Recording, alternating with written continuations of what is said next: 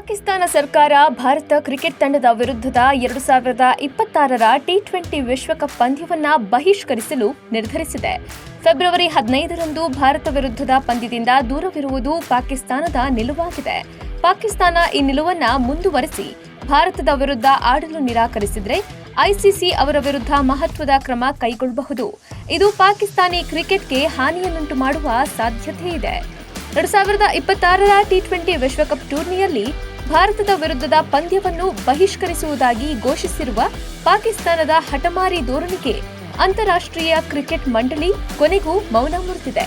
ಪಾಕಿಸ್ತಾನದ ಈ ನಿರ್ಧಾರವು ಅಂತಾರಾಷ್ಟ್ರೀಯ ಕ್ರಿಕೆಟ್ನ ಸಮಗ್ರತೆಗೆ ಧಕ್ಕೆ ತರುತ್ತದೆ ಎಂದು ಐಸಿಸಿ ಎಚ್ಚರಿಸಿದೆ.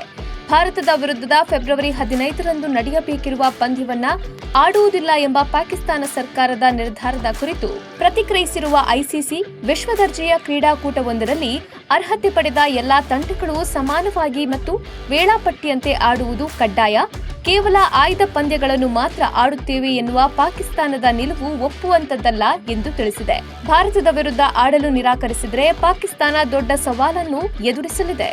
ಟಿ20 ವಿಶ್ವಕಪ್ ಟೂರ್ನಿಯಿಂದ ಪಾಕಿಸ್ತಾನವನ್ನು ಐಸಿಸಿ ಹೊರಹಾಕಬಹುದು. ಆದಾಯಕ್ಕೆ ಸಂಬಂಧಿಸಿದ ನಿರ್ಬಂಧಗಳನ್ನು ವಿಧಿಸಬಹುದು.